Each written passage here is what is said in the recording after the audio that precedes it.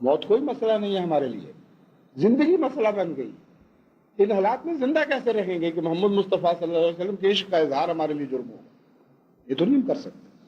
ایسا قانون ہے جس کے نتیجے میں ہر پولیس افسر جس کو چاہے جس وقت چاہے ایم ڈی کو پکڑ لے اور 3 سال کے لیے اس کے خلاف مقدمہ دائر کر دے.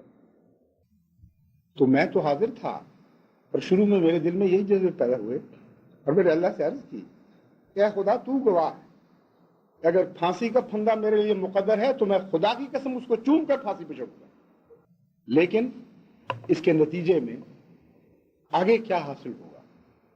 جب اس پر میں نے غور کیا تو مجھے معلوم ہوا کہ پاکستان میں خلیفۃ المسیح کی جان کی قربانی ان حالات میں پیش کرنا نہایت ہی خطرناک غلطی ہے. اس وجہ سے کہ مرکز وہاں ہے، اس وجہ سے کہ خلافت کی انسٹیٹیوشن وہاں موجود ہے، اور ارادے بہت زیادہ بد ہیں ان سے جو آپ اس وقت معلوم کر رہے ہیں.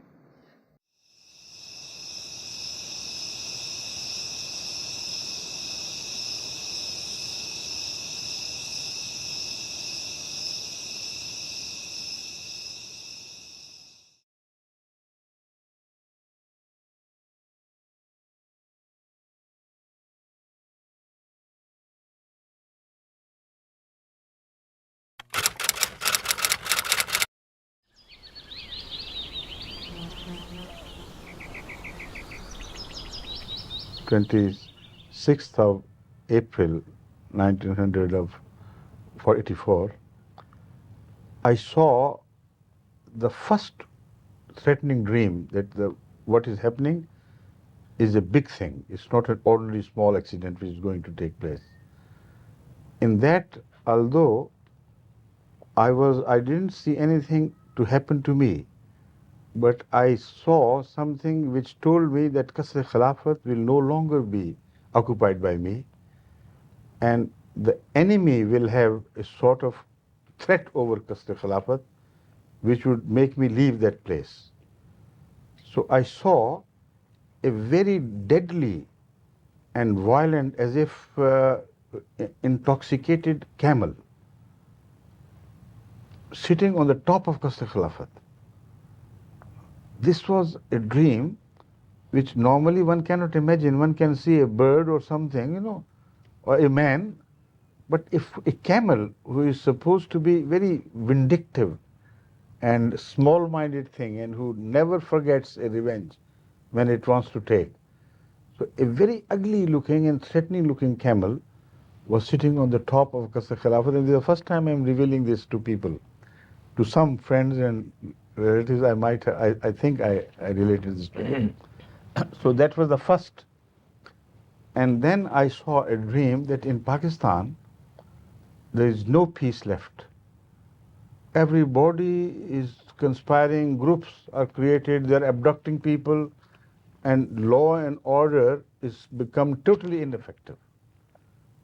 And criminals and gundas and these people like hooligans, they have taken practical command of Pakistan into their hands, and they are abducting people and nothing can be done about them. So that again was one step further to mentally prepare me that this country is no longer fit for the caliphate to work from this soil.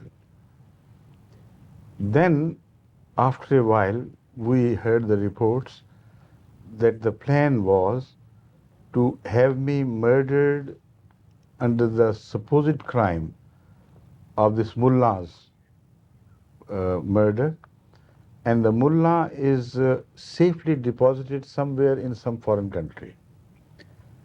Aslam Qureshi. He was appointed at Islamabad by Capital Development Authority Islamabad as an electrician, this Maulana Sahib.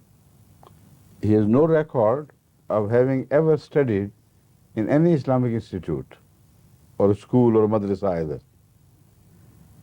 On the 17th of February 1983, suddenly Aslam Qureshi disappeared.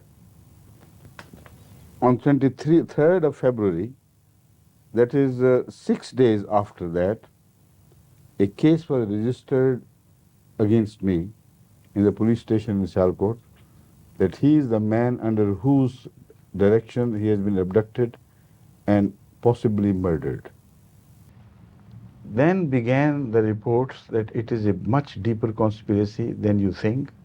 It's not just a case of a mullah who is supposedly murdered, but it's a much wider conspiracy of destroying Ahmadiyyat and Khilafat.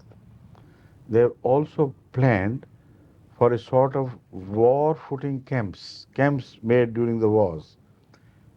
And in Rabwa, colleges and schools and institutions have been earmarked, as if the whole populace of Rabwa will be turned into prisoners.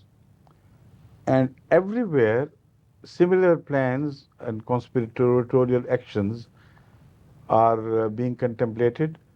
So all over Pakistan, they are going to go a big way to attack Ahmadis and take military action against them and do something drastic.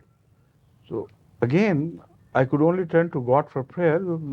I still was not ready to leave the country just because if they had planned my murder, how could I run away from that? This was not the question. But from newspaper readings, I could surmise that they have the plan of attacking, suddenly raiding my residence, which is called Qasr Khilafat, and to smuggle some sort of loose evidence like a corpse, dead body or something, and dig it from under the floor and say, look here, this is the mullah.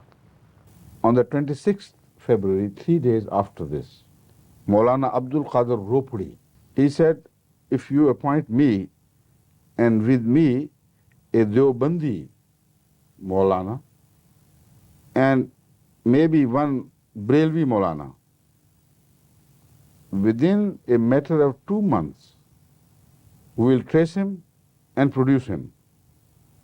And if I fail to do that, I invite the government to shoot me publicly in Minto Park, Lahore.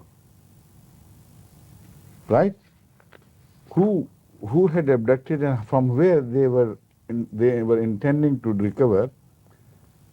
This was made further clear later on by another Maulana, who is so-called Maulana, of course, Manzoor Chinoti.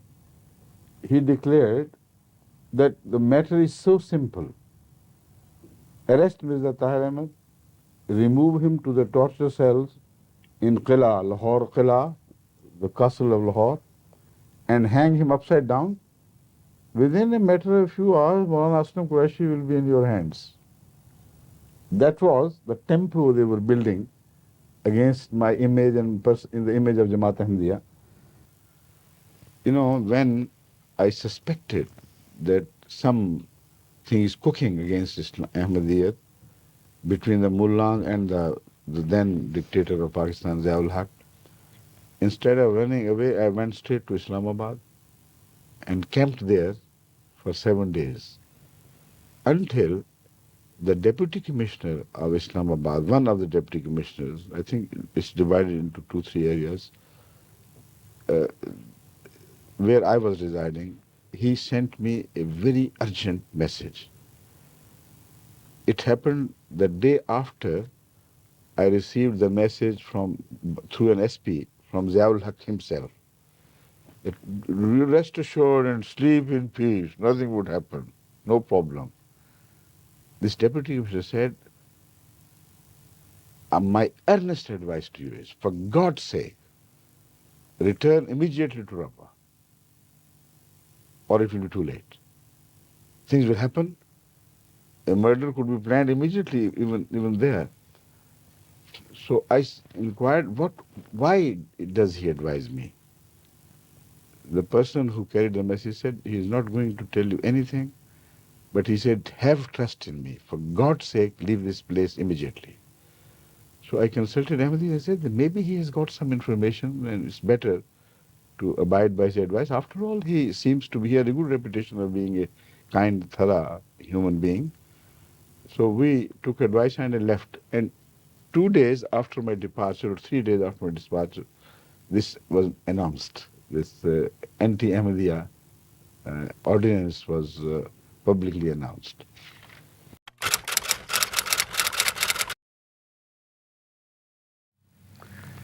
And I immediately called a meeting of all the Ahmadi elders, whoever were available at the time, to reach Rabwa immediately. And the same night they reached, and we had a meeting almost lasting the whole night. تو حضرت صاحب نے فرمایا کہ تم لوگ ایسے کرو کہ اب سب کو اطلاع کرو کہ وہ جمعے کے لیے ربوہ آ جائیں، اور تم وہیں ٹھہرنا تاکہ اگر کوئی پیچھے رہ جائے تو اس کو تم ساتھ لا سکو۔ تو میں اس جمعے پر جو پھر حضور نے نہیں پڑھایا، ربوہ میں نہیں تھا۔ میں اس کے بعد شام کو یہاں پہنچا ہوں اور رات کو ایک مختصر کچھ میٹنگ میں شامل ہوا۔ I stated before them the facts, the consequences of this ordinance. I told them that according to this ordinance, if I remain in Pakistan and declare myself to be a Muslim, which I can readily do, immediately this is they are waiting for. Immediately they would arrest me and put me behind the bar, and even if they don't conspire to do something, to have some accidents, taking place, they can at least keep me for 3 years. And the moment I come out, they would ask the same question. And again I would say, yes, I'm Muslim with the grace of Allah. Back. So how can I remain a Khalifa of Jamaatul Ahmadiyya, Khalifatul Masih, and operative at the same time? A working Khalifa of the Jamaat within Pakistan. It's impossible. So this story was in circulation, that they planned to first of all have me murdered, then they expected the Jamaat to strongly react against it, then to mercilessly murder and gun down, and no permission would be given for the institution of Khilafat to be for the Khilafat to be Khalifa to be re-elected, and for the House of Representatives, which make the election of Khalifa, would not be permitted to meet in Rabwa or anywhere. Now imagine if that had happened, then Khilafat once broken cannot be reinstated until a prophet comes. See? This was a very grave issue. All discussions having finished, everything said and done, everybody had in fact come with the strong advice that I must leave the country as soon as possible. When all this was decided, almost decided, I said, look here, I am going to accept your advice only on one condition. I am not going to change that condition. Do come whatever may. Number one, I will not go out of the country incognito. I'll wear my same dress, I'll wear my turban, and use the same passport. That is one condition. The second is that if between now and my departure I receive any intimation that I am required for any inquiry of any sort, then I will not leave. Because I said I don't want this blemish to be cast on an Ahmadi Khalifa, that he ran away from justice. آخری جو حضور نے نماز مغرب پڑھائی ہے سفر سے ایک رات پہلے، اس نماز مغرب کے بعد حضور جب جانے لگے تو جیسے ہوتا ہے ہم سب بھی اٹھنے لگے، تو حضرت صاحب کھڑے ہو گئے، حضرت بیٹھ سے سب بیٹھ کے اس پر حضور نے فرمایا میں نے آپ کو اس لیے نہیں بلایا، اس لیے نہیں بٹھایا کہ میں کوئی تقریر کرنی چاہتا ہوں، میں آپ لوگوں کو دیکھنا چاہتا ہوں، میری آنکھیں آپ لوگوں کے دیکھنے سے ٹھنڈی ہوتی ہیں، میرے دل کو تسکین ہوتی ہے، اور خدا کی قسم کسی ماں کو اپنے بچے سے اتنا پیار نہیں جتنا مجھے آپ سے پیار ہے۔ یہ حضرت صاحب نے چند میں کہیں سننے کی تاب، اب بھی مجھے وہ نظارہ نظر میں آ رہا ہے، سننے کی تاب نہیں تھی اس کی کسی، بس حضرت صاحب یہ کہہ کے چلے گئے، اور مسجد میں دیر تک اب آپ روتے رہے۔ So it was decided that I would leave on Sunday morning by car to Karachi, because by Monday the plane left early after midnight of Sunday. I moved from my Qasr Khilafat, the house of residence of Khalifa, to a cousin of mine, and spent the night there. بلکہ دیکھیں میں رات کو میں اور میاں احمد پگڑی ساتھ تھی ویسے کہ نہیں؟ اسی موٹر میں، پگڑی تو ساتھ تھی، ہم اسی موٹر میں جس میں آپ آگے لے کے گئے ہیں، ہم رات کو کوئی 11 بجے کے قریب پہلے چلے گئے تھے، حضرت صاحب پیکنگ وغیرہ کر رہے تھے، بیگم صاحبہ پیکنگ کر رہی تھیں، تو اس وقت حضور کو میں اور میاں احمد لے کے قصر خلافت سے میاں احمد اگلی سیٹ پہ بیٹھے، میں ڈرائیو کر رہا تھا، اور پیچھے حضرت صاحب، بیگم صاحبہ اور مونا، بی بی مونا اور بی بی طوبہ، یہ ہم حضور کو لے کے تو حضرت صاحبزادہ مرزا بشیر احمد صاحب کے مکان پہ آئے، جس میں مرزا صاحبزادہ مرزا حمید احمد صاحب رہتے تھے۔ ان سے ہم نے پہلے بات کی ہوئی تھی، ان کو بتایا نہیں تھا، صرف میں نے ان کو کہا کہ بھائی حمید آپ کا ایک کمرہ چاہیے ہمیں، تو انہوں نے مجھے ایک کمرہ دکھایا، وہ چھوٹا کمرہ تھا، اس میں اے سی لگا ہوا تھا، میں نے کہا نہیں یہ کمرہ نہیں، مجھے آپ کو بڑا کمرہ چاہیے۔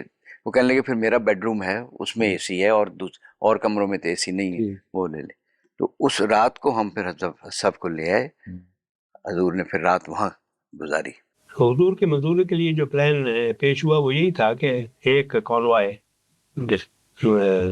اسلام آباد جائے، وہ رات کو ایسے وقت میں یا صبح کے وقت ایسے وقت میں روانہ ہو کہ لوگوں کے سامنے سے جائے، یہ بھی ظاہر ہو کہ خفیہ جا رہا ہے مگر لوگوں کو پتہ بھی چلے کہ گیا ہے، اور اس میں حضور کی جو نارمل گاڑیاں استعمال ہوتی ہیں اور جو نارمل حفاظتی عملہ ہوتا ہے وہ سب کا سب ان کو جائے، اس میں جائے اور وہ اسلام آباد چلا جائے۔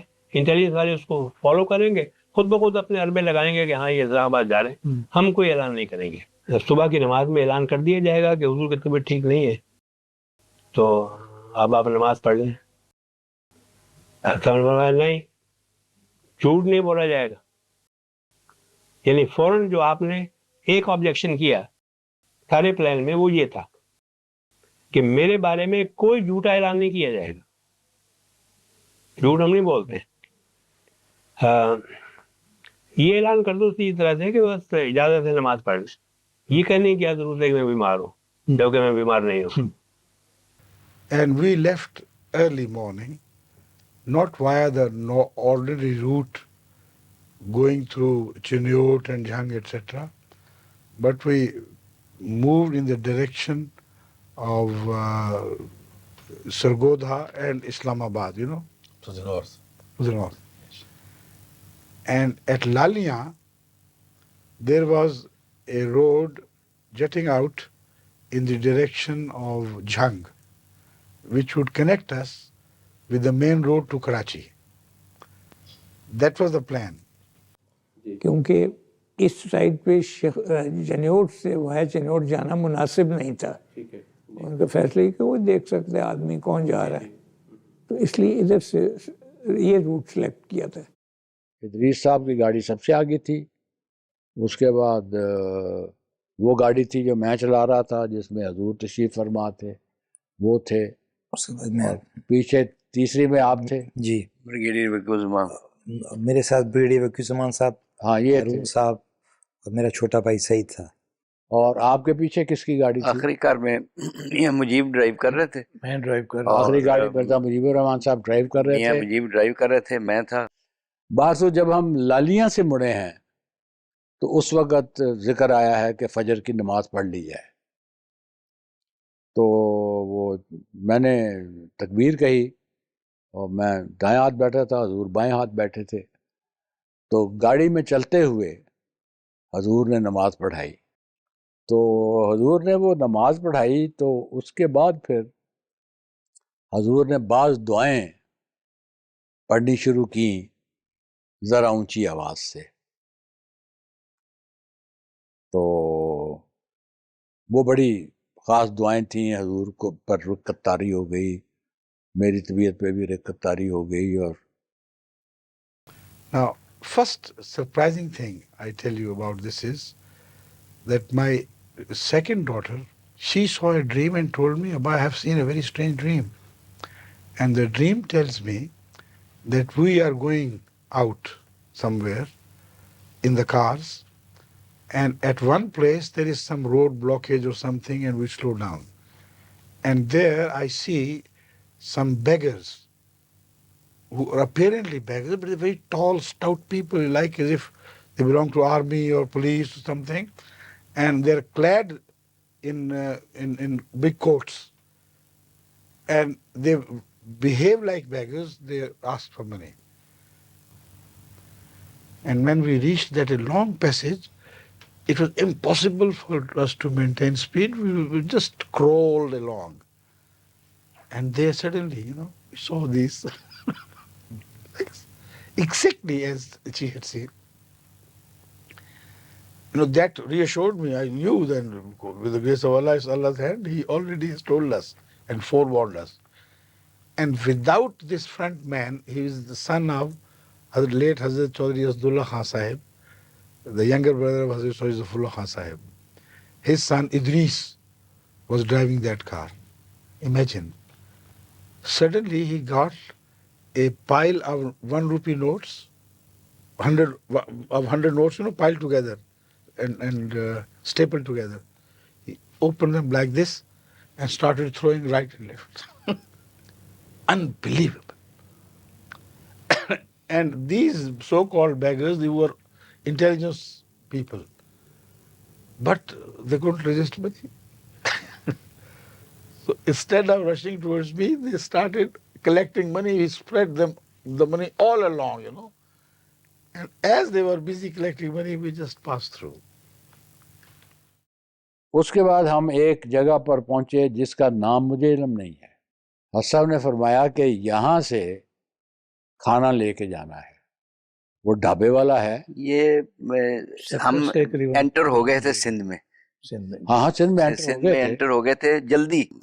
جب ہم وہاں پہنچے ہیں نا تو بریگیڈیئر وکیل زمان صاحب آئے کہ حضرت صاحب کہتے ہیں کہ کھانا. تو میں نے کہا جی کھانا سارا ہر موٹر میں کھانا، چائے، سینڈوچ وغیرہ سب پڑا ہوا ہے. کہ نہیں حضور فرماتے ہیں کہ میں نے ڈرائیور ہوٹل کا کھانا ہے. تو پھر میں نے اور میاں مجیب نے، ہم نے برتن بھی نہیں تھے کیونکہ کھانا تو ساتھ لے کے چلے تھے سینڈوچ ٹائپ. تو ہم نے وہاں وہ دیگچی خریدی اور چیزیں لی، اس میں وہ دال اور کچھ وہاں خاگینہ بنوایا، ابلے ہوئے انڈے ڈالے بیچ میں. تو وہ میں تو بریگیڈیئر صاحب سے لڑ پڑا نا کہ آپ مطلب سب کو روکا ہوا ہے کہ کھانا لینے. کہنے لگے میں کیا کروں گا، سب کہتے ہیں سب فرماتے ہیں کہ نہیں ہم چل پڑے ڈرائیور. ہاں آپ چلے گئے، چل پڑے تھے آگے. خیر ہم پیچھے پھر پہنچے، آپ لوگ وہاں آ گئے. پھر سکھر جب ہم پہنچے ہیں تو نہر کے کنارے، مجھے یہ علم نہیں تھا کہ سکھر میں بائی پاس بن گیا ہوا ہے اور وہ نہر کے اوپر سے اس طرح گزرتا ہے. تو وہ جگہ بڑی خوبصورت لگی. تو میں نے حضور سے عرض کیا کہ یہاں رک جائیں. اصل میں ہاں یہاں رک جاؤ. تو وہاں ہم رک گئے. پھر اس کے بعد پیچھے سے کاریں آتی رہی. سکھر سے آگے پھر کراچی واز لیڈنگ اس. ہاں اور اس پر جاتے جاتے پھر ہم حیدرآباد والے موٹر وے دریا پر رکے ہیں، جہاں حضور نے بعض لوگوں کے ساتھ مشورے کیے ہیں. یا وہاں رکے ہیں نہیں، وہاں یا اس سے آگے کوئی ٹول کراس کر کے، آگے کراس کر کے جہاں ٹول ملیر کے قریب، ہاں جہاں ٹول تھا نا وہاں. And then we reached at about 10:30, reached Karachi.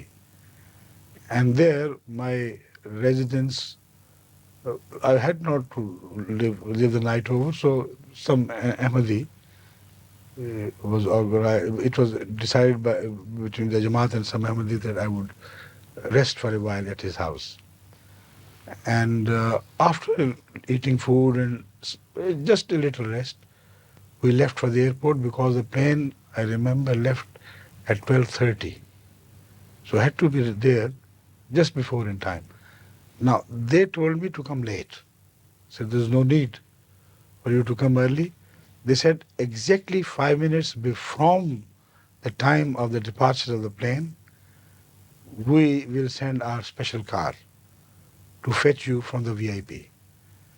Now, Hazrat Khalifatul Masih Salis and also myself, in the old good days, were always offered VIP treatment, although they didn't agree with Ahmadiyyat, but they had this at least decency that they had others, the whole worldwide community, they should show some respect.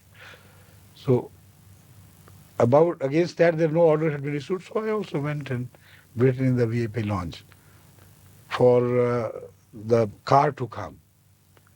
And the car came exactly 5 minutes before 12:30. And it was sent back. بلکہ ایک تھوڑی سی problem ہوا جو ہمارے جس نے جان نکال دی. ایک ملٹری جیپ آئی, اس میں یونیفارم آدمی سٹار لگے ہوئے, وہ اندر بھاگا, اتر گئے. فاروق مجھے کہتے ہیں کہ یہ گڑبڑ لگتی ہے, کوئی تیار ہو؟ میں کہ بالکل تیار ہے. Now, before that, I saw very mysterious activity going, people coming, immigration officer, the chief of that area at that time, he came in and walked, and when Ahmadi inquired, he said, no, there's no problem, it's okay. But I suspected, I told Asfa, my wife, that something is going on and the car has been sent. But I said, don't be afraid. Absolutely, because I know Allah has to take care of the Khilafat and He would not let anything happen to us. Be sure. So it went on and on until at 1:30, I was told that the car has again arrived. And in the previous case, they had told me that it was sent by mistake. The plane is delayed by 1 hour. While the fact was that they had refused to send me by that car, they had sent the car back, and the plane waited for me for 1 more hour. While normally they don't do it for passengers, The plane should have left me alone and gone. But this was a Pakistani officer who was commanding this whole situation. He refused to permit the plane to leave without me. The airport. He was in touch with them. Yes. I didn't see him on the airport, but he was commanding. Yes. He was in full command of the position. The Dutch officer had handed the case over to him. He still arrived once he came to England and met me. Of course, I was extremely grateful to him for his kindness and decency. So he's a brave man. He wouldn't permit the plane. He was the boss. So at 1:30, we left. The plane, of course, went to Geneva and from there on to Holland. And there we had to wait for a while. Then we came to London. السلام علیکم. اچھا آ گئے ہو. اچھا ساری plan ہے وے کہ we will be taking the next, not on the next plane, the next available plane at 12 o'clock sharp, it will leave here. Around midday, Huzur arrived at Heathrow Airport, and by the grace of Allah, we had made all the arrangements, no problem, no difficulty, and the staff of the KLM on which the airline on which Huzur travelled, they were also available. Now, other things happening, very interesting. Now I turn to them. Why was it delayed and what was the problem? Why were they so worried and why did they not stop me? The facts which came to be revealed later on are so strange. Immediately an inquiry was launched as to how on earth could Mirza have escaped. They said escape, despite the specific orders from General Zia that he should not be permitted to leave the country.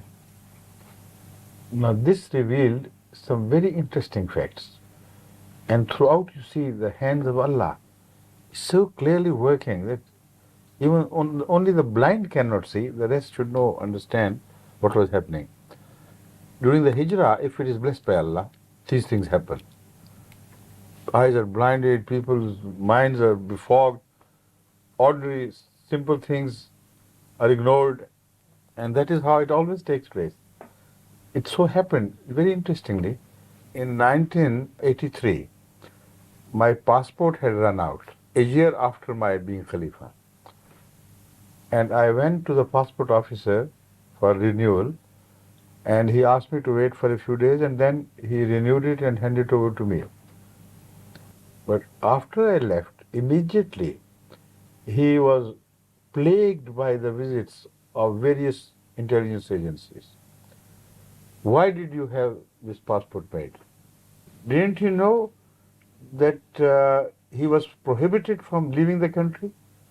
So if he were prohibited, why did you issue a passport? So then he remembered, he said, look here, I remember a letter being issued to me prior to the event of his issuing the passport to me. And early 1983, the letter was signed by Zia himself. The matter was taken so seriously that to his memory, we found out from him, the letter was signed by General Zia himself, and it said, Mirza Nasir Ahmed, the fourth head of the Ahmadiyya community, is not permitted to leave the country from any borders, by any means. Just a short, crisp order and signed. Now, I'm not sure whether it was signed by him or on his behalf by the officer, but the order, according to him, was conveyed and dictated by Zia himself. This view was further supported by a very highly placed Pakistani officer in the central government. He said, you know, what happened was that Zia dictated the order, and because he was used to relating with Hazrat Mirza Nasir Ahmed, my predecessor, so his name came automatically to him. And the stenographer wrote exactly as he dictated. He was the king, he was a demigod of the period. So this was what started all the problems. Alhamdulillah. For them. And the name was Mirza Nasir Ahmed. He said, but I suspected this mistake. And on my own, I repeatedly contacted, before issuing this passport, repeatedly tried to ring the Central Intelligence Bureau and try to find out from him if there was a mistake, it has to be corrected. And he said that it so happened that every time I rang, there was no response. The telephone always was engaged until I got tired, and I said, all right, to give the passport. Another thing, the same thing must have happened the night when I was leaving. The telephone kept ringing, nobody raised it, nobody lifted it. Normally it doesn't happen. So he had 3 days for his trial and no answer, so he said, all right, let it go as it is. So that is how the passport was issued to be. This is the passport copy. You see? The fourth head of the Ahmadiyya community. This was the passport I traveled. There is this stamp of my departure from Karachi airport. So these liars, these mullahs, Chinoti as well, they started, abusing me as a man who escaped from justice, incognito, disguised like a woman under a false passport.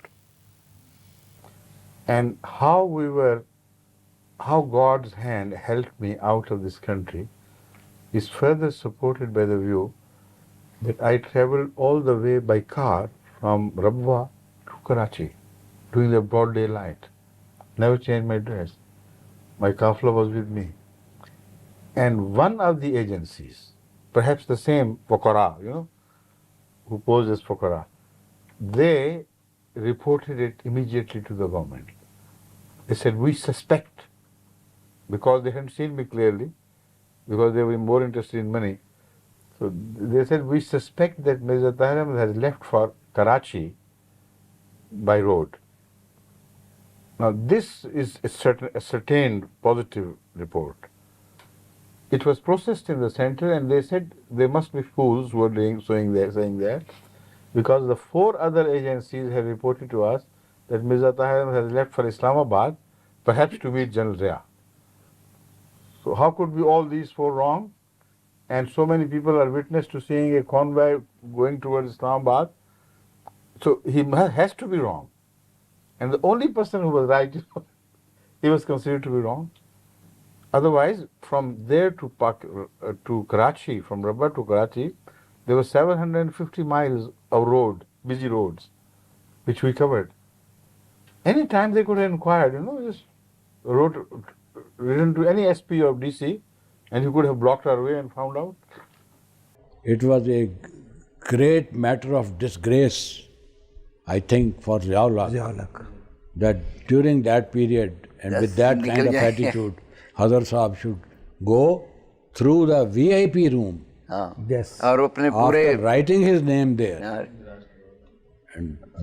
and traveling first class. اور کس طرح شریف آدمی جانتا ہے. this is the way a gentleman travels.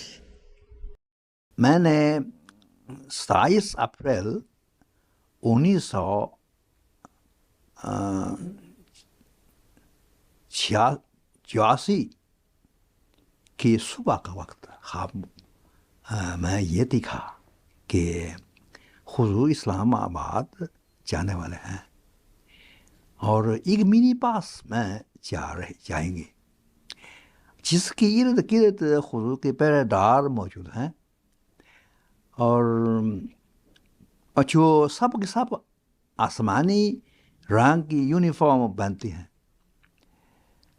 اور ان پہرے داروں کی ارد گرد سرکاری پولیس ہیں. جب میں اس پاس کے قریب آ